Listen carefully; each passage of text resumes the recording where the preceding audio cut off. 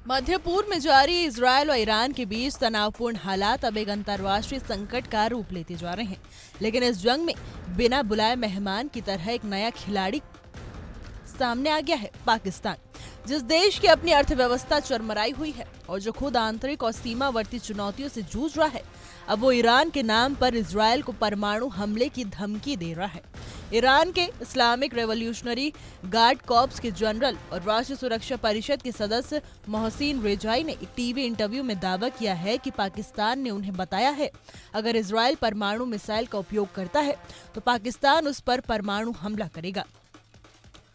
अब ये बयान न सिर्फ चौंकाने वाला है बल्कि खतरनाक और गैर जिम्मेदाराना भी है। पाकिस्तान ने पहले ही ऐलान कर रखा है कि वो हर स्थिति में ईरान के पीछे खड़ा रहेगा। ईरान पर इजरायली हमलों के बाद पाकिस्तान ने मुस्लिम देशों से एकजुट होने की अपील की और मुस्लिम एकता का नारा दिया। पाकिस्तान के रक्षा मंत्री ख्वाजा आसिफ ने साफ कहा है कि हम ईरानी हितों की रक्षा करेंगे।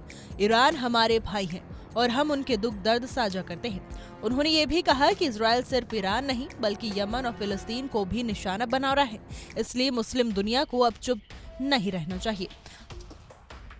हालांकि परमाणु हमले जैसी बड़ी धमकी को लेकर पाकिस्तानी सरकार या सेना की ओर से कोई आधिकारिक बयान नहीं आया है, लेकिन अगर ईरान के जनरल का दावा सही है तो ये एक गंभीर चेतावनी है, न केवल इजरायल के लिए बल्कि पूरे विश्व समुदाय के लिए।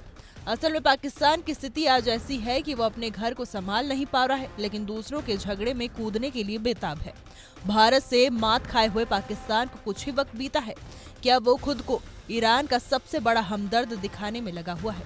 खबरें आ रही हैं कि पाकिस्तान ईरान को युद्ध के दौरान कई प्रकार की सहायता भी दे रहा है। इतना ही नहीं, अब वो इजरायल को परमाणु बम की धमकी भी देने लगा है, वो भी सीधे नहीं बल्कि ईरान के जरिए।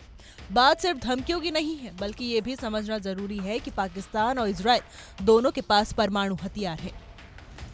वहीं इजरायल ने कभी भी सार्वजनिक रूप से अपनी परमाणु क्षमताओं की पुष्टि नहीं की है। उसकी नीति है परमाणु अस्पष्टता।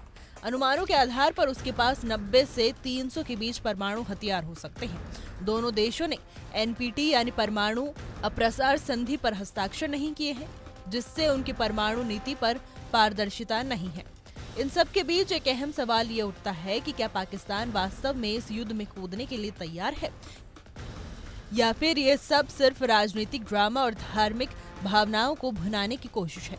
पाकिस्तान की वर्तमान आर्थिक और सैन्य स्थिति को देखते हुए ये साफ है कि वो किसी भी अंतर्राष्ट्रीय युद्ध का भार उठाने की स्थिति में नहीं है।